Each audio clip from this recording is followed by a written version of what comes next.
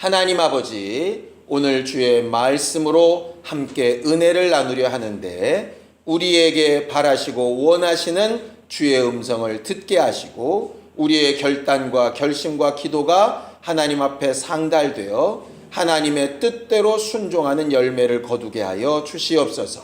믿음으로 헌금한 손길들 위에 복을 주시고 주를 의뢰하여 싸우니 하나님 그 믿음에 보답하시고 응답하여 주시옵소서. 예수님의 이름으로 기도하였습니다. 아멘.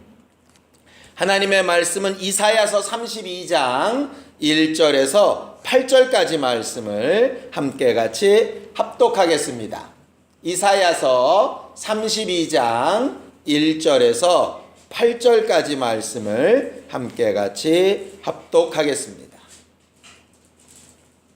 함께 읽습니다. 이사야서 32장 1절에서 8절 시작. 보라, 장차 한 왕이 의로 통치할 것이요 방백들이 공평으로 정사할 것이며 또 그 사람은 광풍을 피하는 곳, 폭우를 가리우는 곳 같을 것이며 마른 땅에 냇물 같을 것이며 곤비한 땅에 큰 바위근을 같으리니 보는 자의 눈이 감기지 아니할 것이요 듣는 자의 귀가 기울여질 것이며 조급한 자의 마음이 지식을 깨닫고 어눌한 자의 혀가 민첩하여 말을 분명히 할 것이라.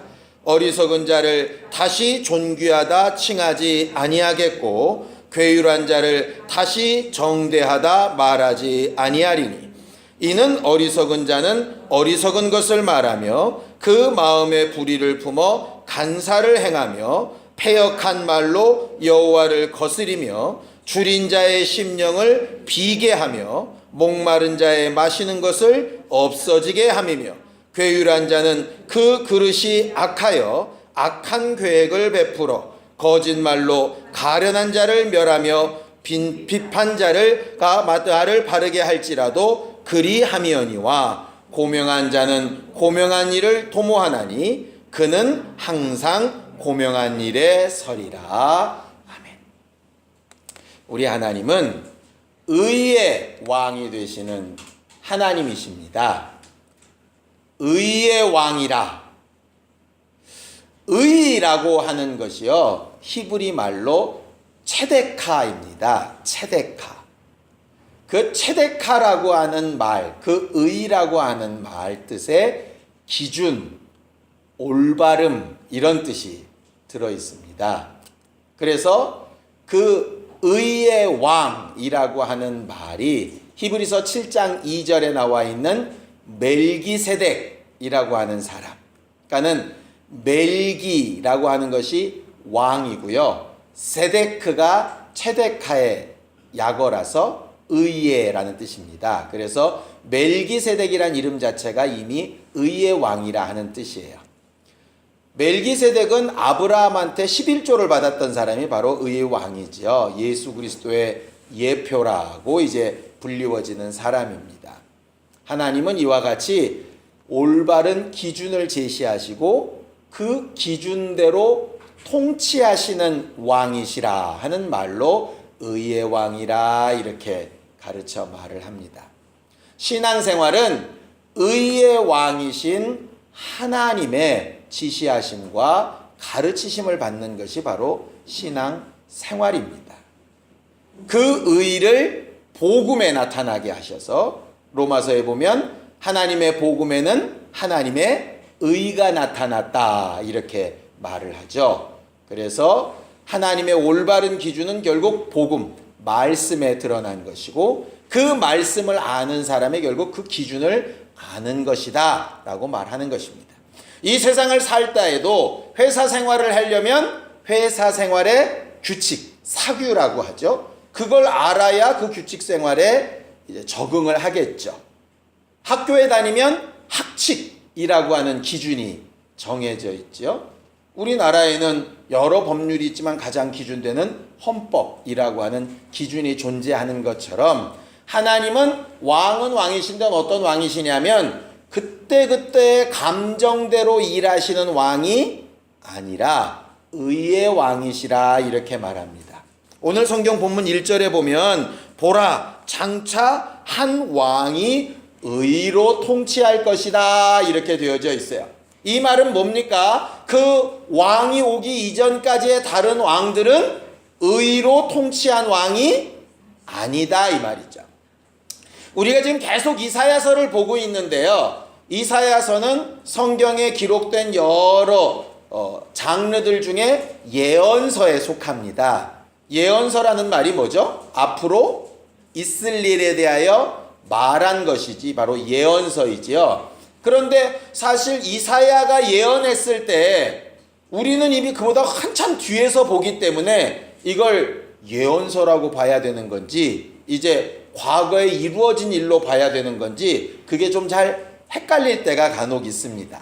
그래서 예언서를 공부하는 사람들은 분명히 세 가지를 가지고 예언서를 보라고 꼭 이야기를 합니다. 첫 번째는 우리한테는 이미 지나간 일이지만 당시에 급하게 일어날 예언, 그 예언으로도 이 내용을 볼 수 있어야 합니다. 왜냐하면 그 내용을 무시하고 보면 엉뚱한 해석을 할 수가 있어요. 진짜 전혀 상관없는 해석을 할 수 있다 이 말이죠. 두 번째는 모든 예언은 예수 그리스도에 대하여 말한 것이라고 성경은 가르쳐 말하고 있기 때문에 이 예언을 예수 그리스도에 맞춰서 해석할 수 있어야 돼요. 세 번째는 뭐냐면 과거에 지나간 얘기와 예수 그리스도에 대한 얘기만으로 보면 우리 안에 그 말씀이 뭐가 되냐면 지식밖에 안 됩니다. 지나간 역사에 불과하다 이 말이에요. 아, 이사야 시대 때 그랬구나. 아, 예수님 때 그랬구나. 그럼 지금 나하고는 아무 상관이 없는 거잖아요, 사실은. 그러니까 예언의 세 번째는 뭐냐면 그 당시의 상황의 예언과 예수 그리스도 때의 예언과 그럼 나한테는 지금 뭘 어떻게 하라고 하시냐 이 세 가지를 보는 게 가장 기준입니다. 지금까지 우리는 이사야서를 그런 식으로 봐왔고 오늘은 또 특별히 더 정확하게 그렇게 봐야 될 필요가 있는 것이에요. 오늘 1절에 얘기하는 의로 다스릴 장차 오실 왕이 누구냐 하면 이게 그 당시 상황으로 보면 히스기야 왕입니다. 히스기야 왕 이전까지 왕들이 다 우상 숭배하고 하나님의 법을 무시하고 그래서 저주가 받고 전쟁이 일어나고 동족끼리 싸우고 병이 창궐하고 막 이런 것들이 굉장히 많이 있었어요. 지금까지 우리가 그런 것들 때문에 너희들이 애굽 의지하지 말아라 나중에 망할 거다 이런 얘기들을 막 이사야가 계속 예언을 했지 않습니까? 그런데 그런 과정 가운데 히스기야라고 하는 왕이 등장을 해서 하나님의 의의 기준으로 통치를 하게 될 거다. 그때 되면 너희들이 정말 살만한 나라가 될 거다. 어떻게 그렇게 되느냐? 보라 장차 한 왕이 의로 통치할 것이요 그렇게 되면 방백들이 공평으로 정사할 것이다 이렇게 되어 있어요. 무슨 얘기냐면 왕이 제대로 된 기준을 가지고 정치를 하기 시작하면 그 밑에 있는 통치자들도 함부로 할 수 없어서 공평하게 일할 수밖에 없다 이 얘기예요. 그러니까 그 이전까지는 왕 자체가 제대로 된 기준을 갖지 못하고 헤매니까 밑에 사람들도 다 같이 흔들려서 헤매고 불편부당하게 해야 될 일들을 다 이렇게 편중되게 이렇게 해버렸다 이 말이죠. 그런데 언젠가는 그날이 올 거다 이 얘기를 하는 게 바로 이제 히스기야 시대 때 이야기입니다. 제가 이 설교를 준비하면서 마음에 이렇게 확 이렇게 좀 부담이 됐던 게 있었어요. 뭐냐면 주중에 한 분이 저한테 이렇게 질문을 했습니다. 교회든 나라든 이렇게 큰 조직에 문제가 있으면 위에 리더가 바뀌면 되지 않을까요? 아니면 교회를 옮기면 좀 되지 않을까요? 뭐 이런 질문이 있어서 제가 답을 뭐라고 했냐 하면 제 딴에는 정말 기도하고 물론 그게 굉장히 중요한 일이겠지요. 누가 목사가 되고 누가 대통령이 되고 내가 어느 나라에 속해 있고 내가 어떤 교회를 다니고 있고 이거 참 중요한 문제이고 우리한테 좀 굉장히 많은 영향력을 미치는 문제이기는 하지만 만약에 목사가 바뀌었다고 뭐가 바뀌고 대통령이 바뀌었다고 뭐가 바뀌고 교회가 바뀌었다고 뭐가 바뀐다면 사실 나는 그 사람이나 어떤 기관에 이렇게 영향을 받는 사람이지 하나님의 영향을 받고 있지 못한 사람일 수 있지 않겠냐고. 그것도 참 필요하겠지만 그것과 상관없이 나는 하나님 앞에 어떻게 인도받고 있는 것이 얼마나 중요하냐고. 그게 먼저 선행이 돼야 될 것 같다고. 사람이 바뀌고 교회가 바뀌고 하는 것보다 정말 내가 하나님 앞에 어떤가가 정말 중요한 것 같다고 그렇게 아주 멋지게 대답을 제가 했단 말이에요. 그런데 오늘 성경을 딱 보니까 1절부터 의의 왕이 안 바뀌면 이렇게 나오는 거예요.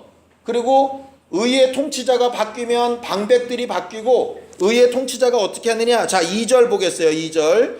또 그 사람은 광풍을 피하는 곳, 폭우를 가리우는 곳 같을 것이며 마른 땅에 냇물 같을 것이며 곤비한 땅에 큰 바위근을 같으리니. 이게 누구냐면 의의 왕. 제대로 된 지도자가 쓰면 이렇게 모든 어려움을 다 막아주는 방패나 담벼락 같이 큰 보호막이 될 거다. 그렇게 되면 방백들은 어떻게 바뀌느냐? 그 밑에 있는 지도자들은 어떻게 바뀌느냐? 3절. 보는 자의 눈이 감기지 않을 것이며. 지가 보기 싫다고 안 보고 이러는 게 아니라 평안한 가운데라 옳고 그른 게 제대로 볼 것이고, 듣는 자의 귀가 기울여질 것이고, 그 다음에 조급한 자의 마음, 어떤 상황에 막 두려워가지고 아무거나 막 선택했던 자가 지식을 깨닫게 되고, 어눌한 자의 혀가 민첩하게 되어져서 말을 잘하게 될 것이고, 그 다음에 어리석은 것을 저게 좋은 거라고, 또 괴율한 것 막 이렇게 사기치듯이 이렇게 하는 것이 그게 아주 좋은 길이고 아주 그게 효과적인 거라고, 이렇게 말하는 실수에서 벗어나게 될 거다. 이게 이제 거기까지 나온 말씀이에요.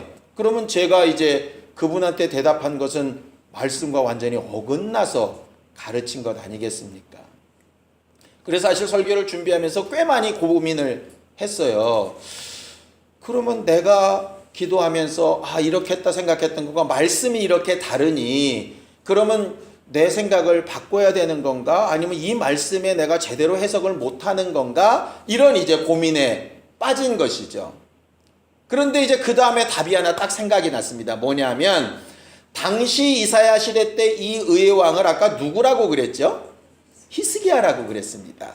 히스기야가 얼마나 대단한 왕이냐면 이방 민족이 와가지고 그 성을 애워싸니까 그들의 모든 협박 편지를 성전에 가져가서 막 하나님 앞에 읽고 하나님으로부터 오는 도움으로 살기를 원하고 아주 이렇게 몸부림쳤던 왕이 히스기야 왕이잖아요. 우상을 다 회파하고 어떻게든 하나님의 뜻으로 살아보려고 몸부림치던 사람 아니었습니까? 그래서 결국 어렵고 힘들었던 전쟁에서 이기고 하나님께서 그를 장대케 하시고 정말 하나님이 그로 인해서 새로운 부흥의 역사를 막 일으키셨던 굉장히 훌륭한 왕이었다 이 말이에요. 근데 언제까지 훌륭한 왕이었냐면 죽을 병에 걸리기 전까지 훌륭한 왕이었죠. 히스기야가 죽을 병에 걸렸어요. 그 얘기는 잘 아시죠? 밑도 끝도 없어요. 히스기야가 뭘 잘못해서 걸린 것도 아니고 무슨 문제가 있어서 그런 것도 아니에요. 그냥 말 그대로 죽을 병에 걸렸어요. 그래서 하나님의 선지자가 들어가서 너 죽는다 이렇게 예언을 하고 나왔어요. 그런데 히스기야가 하나님 앞에 막 몸부림쳐 기도하죠. 왜냐하면 히스기야 다음에 왕이 된 므낫세가 태어나기 전이었거든요. 그러니까 후계자가 없는 상태였어요. 그것 때문에 하나님 앞에 막 기도를 했고 하나님께서 그 선자를 다시 들어가게 해서 뭐라고 얘기하시느냐? 너 하나님이 네 기도 들으시고 낫게 하시고 15년 살게 하실 거다. 그리고 15년 살게 하시는 그 증거로 네가 이렇게 지금 죽을 만큼 아파 누워있지만 3일 만에 일어나서 성전에 들어가서 하나님 앞에 예배하게 될 거다. 3일도 긴데요. 더 빠른 징조 없나요? 그럼 더 빠른 징조로 어떻게 해주랴? 아하스의 일령표라고 하는 아하스 왕이 만들어 놓은 해시계가 있는데 그 해시계가 앞으로 10도 빨리 나가는 것은 또 그럴 수 있으니 거꾸로 10도를 가게 해달라고. 사실 그 이적도 확인을 했어요. 그리고 나서 히스기야가 그 말 그대로 마치 예수께서 무덤에서 3일 만에 부활하시듯 3일 만에 일어나서 성전에 들어가서 하나님 앞에 영광을 돌리고 하나님이 나를 이렇게 살리셨다고 백성들 앞에 많이 포고를 합니다. 여기까지 정말 끝내주는 의의 왕이었어요. 그 다음에 어떻게 됐죠?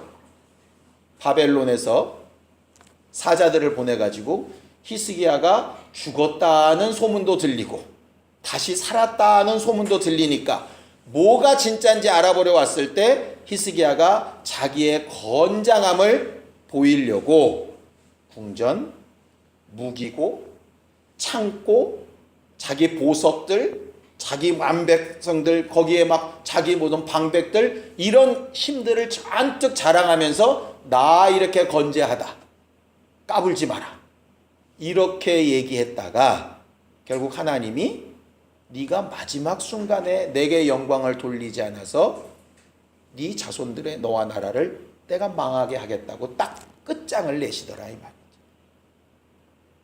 결국 히스기야 왕은 의의 왕으로 시작하고 참 정점까지 이루고 엄청나게 역사를 했는데 맨 마지막 순간에 하나님의 영광을 돌려야 될 자리에 자기가 딱 서는 이유 한 가지로 하나님께서 딱 놓으셨다 이 말이죠. 그러니까 일평생 의의 왕이었는데 마지막 순간에 의의 왕이 못 된 거예요. 근데 가만히 보면 다윗도 그랬고 솔로몬도 그랬고 어째 다 그런 거예요. 그렇게 보면 의의 왕은 의의 왕인데 제대로 못한 의의 왕 아닙니까? 왜 이렇게 됐을까? 이 사람들만의 잘못일까? 그럼 어느 하나라도 좀 괜찮아야 되는데 어떻게 하나같이 다 이럴까? 이렇게 봤더니 결국 그들의 실패는 어찌 보면 너무너무 당연한 거죠. 제가 오늘 설교를 준비하면서 느꼈던 게 그거예요. 아, 이 실패가 너무 당연한 거구나. 왜? 히스기야가 실패를 안 했으면 의의 왕은 누구로 끝이 나냐 하면 히스기야로 끝이 나요. 그럼 사람들은 예수를 굳이 기다리고 의지할 필요가 없어요. 내가 의지하고 따라가고 했던 사람이 실패하야 진짜 따라가야 될 사람을 찾게 된다 이 말이에요. 히스기야 왕으로서는 참 안타까워요. 그런데 어찌 보면 그 안타까움이 그 후대 사람들한테는 훨씬 더 분명한 믿음을 주는 거죠. 아무리 히스기야처럼 정점에 이르기까지 의로 역사하는 왕이 있을지라도 예수를 대신할 수 없다. 결국 예수께서 2000년 후에 의의 왕으로 오셔서 마지막 순간까지, 죽으시는 순간까지, 부활하시고 승천하는 순간까지 그는 계속해서 똑같은 말로 하십니다. 내 것이 아니라, 내 뜻이 아니라, 내 능력이 아니라 오직 아버지의 것이다. 히스기야가 실패했던 부분을 마지막에 성공하신 분이 누구냐면 결국 예수 한 분뿐이세요. 그럼 그 뒤로는 어떨까?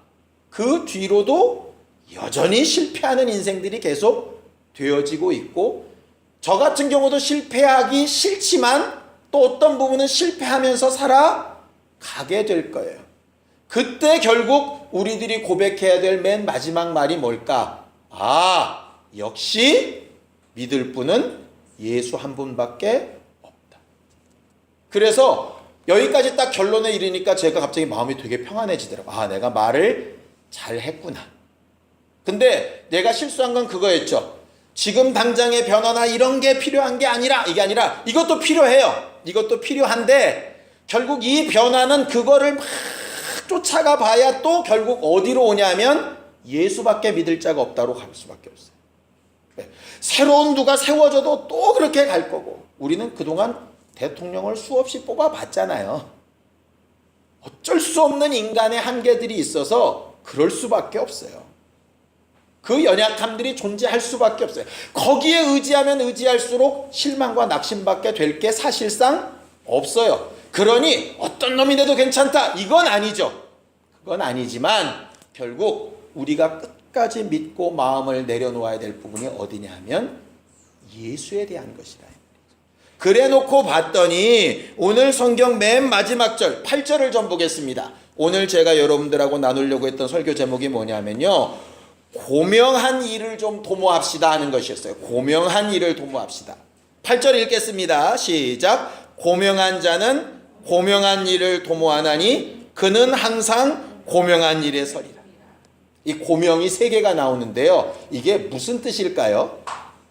이게 설마 떡국에 올라가는 지단, 고기 부스러기 뭐 이런 고명은 아니겠죠? 그렇죠? 어떤 사람은 또 한문을 안다 해서 고명, 이름을 높이는 건가? 그렇게 생각하는데 그 명자가 아닙니다. 높을 꽃자에 밝을 명자입니다. 고명이 뭘까요? 그것은 고상하다, 존귀하다, 가치가 있다, 이런 뜻이에요. 다른 것과 바꿀 수 없다, 이런 말이에요. 이 고명한 자라고 하는 게 뭐냐면요, 존귀한 사람은, 정말 제대로 된 가치를 아는 사람은, 정말 고상한 사람은 고상한 일을 도모하게 되어져 있고 항상 그 고상한 일을 선택하게 된다, 그렇게 되어져 있어요. 뭐가 가장 고상한 일일까요? 빌립보서입니다. 3장 8절입니다. 빌립보서 3장 8절입니다. 함께 같이 읽겠습니다. 빌립보서 3장 8절입니다.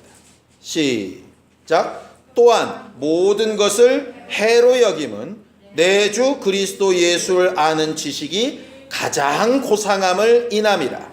내가 그를 위하여 모든 것을 잃어버리고 배설물로 여김은 그리스도를 얻고 9절 그 안에서 발견되려 함이니 내가 가진 의는 율법에서 난 것이 아니요 오직 그리스도를 믿음으로 말미암는 것이니 곧 믿음으로 하나님께로서 난 의라 그랬어요.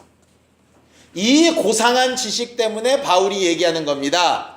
나도 끝까지 의로 갈 수 있는 리더가 될 수 없다. 그래서 나는 얻었담도 아니고 이루었담도 아니다. 나도 그 표대 되신 그 의, 그 고상한 일을 위해서 죽을 힘을 다해서 그냥 달려가고 있는 사람이다. 내가 완성본이 아니기 때문에 나를 보면 반드시 실수하고 실패할 수밖에 없다. 그게 바울의 마지막 고백이었어요. 그래서 그가 말하는 겁니다. 율법에서 난 의는 뭐죠? 행한 것을 자랑하는 거잖아요. 그런데 율법에서 난 의가 아닌 것이니까 아직 행하지 않은 부분이에요. 아직 내가 이루지 못해놓은 부분이라고. 오직 예수를 믿는 그 의를 나도 쫓아가니 너희도 쫓아가야 되는 사람이라 하는 것이죠. 그럼 이 이사야서 32장 1절부터 8절까지 말씀, 우리에게 고명한 자가 되어서 고명한 일을 좀 도모하라고 하는 말씀, 도대체 뭘 어떻게 하라는 말일까? 제대로 된 리더, 제대로 된 교회, 제대로 된 모습을 뽑아야 되는데 어떤 사람을 뽑아야 되느냐? 되었다고 하는 사람을 뽑으면 안 된다는 거죠. 반드시 실수한다는 거예요. 완전하신 분은 예수 한 분밖에 없고, 누가 리더여야 되느냐 하면 나도 지금 가는 중이라, 함께 가야 되는 사람이라고 하는 자가 리더가 맞다는 거예요. 나도 가는 중이고 나를 따르는 자도 가는 중이니 내 임의로 이쪽이다 이렇게 할 수가 없겠죠. 그러니 항상 그것이 맞는지 확인해 봐야 되고 돌이켜 봐야 되고, 왜냐하면 다들 처음 살아보는 인생들이니까.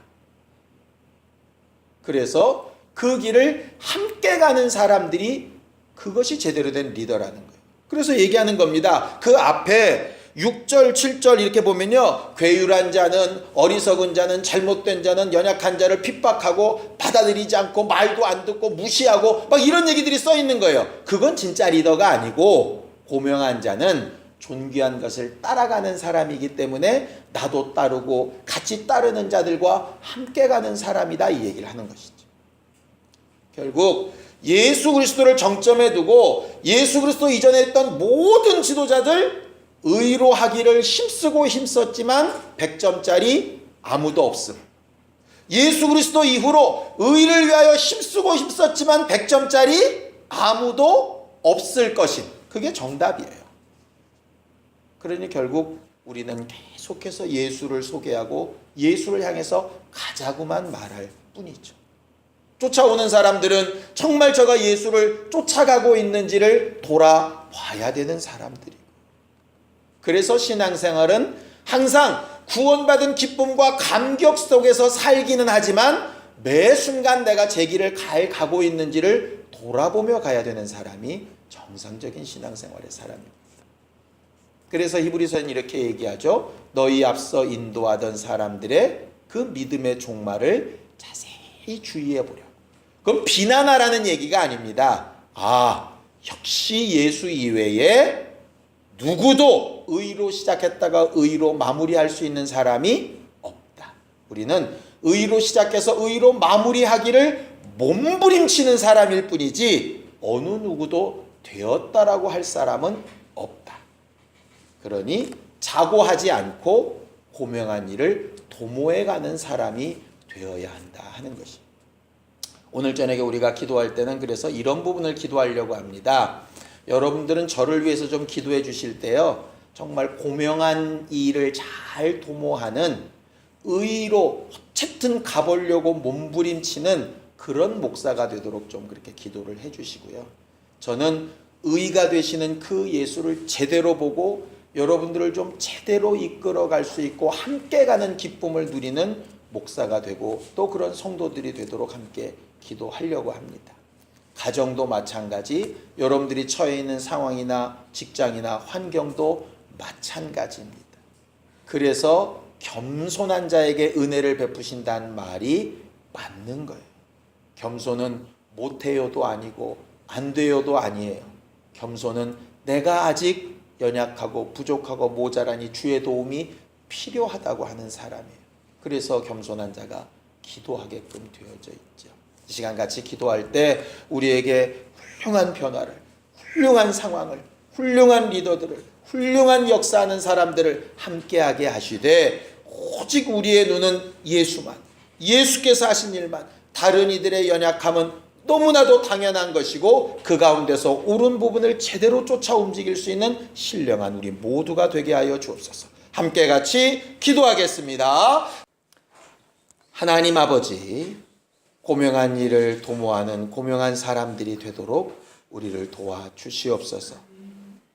주 예수를 아는 것보다 더 고상하고 고명한 것이 없다 분명히 말씀하여 주셨사오니 보이는 사람, 보이는 물질, 보이는 환경, 보이는 형편 때문에 낙심하거나 자고하거나 하지 아니하고 오직 그것들은 다 부족하고 불의한 것들 뿐이라 결국 온전하신 예수 한 분만 우리의 믿음이요 의지요 우리의 방패요 우리가 기대고 끝까지 목숨을 걸고 쫓아가야 될 내 주님이신 것을 고백하는 삶으로 살게 하여 주시옵소서.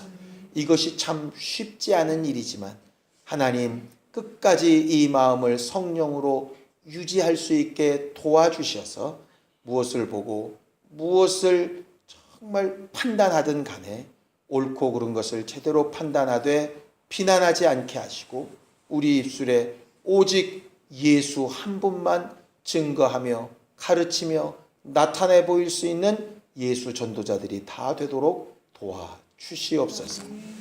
이제는 우리 주 예수 그리스도의 은혜와 하나님 아버지의 극진하신 사랑과 성령님의 감동하시고 역사하시는 분명한 증거가 고명한 일을 도모하기를 원하는 우리 모두 위에 이제부터 영원까지 함께 있을지어다. 아멘.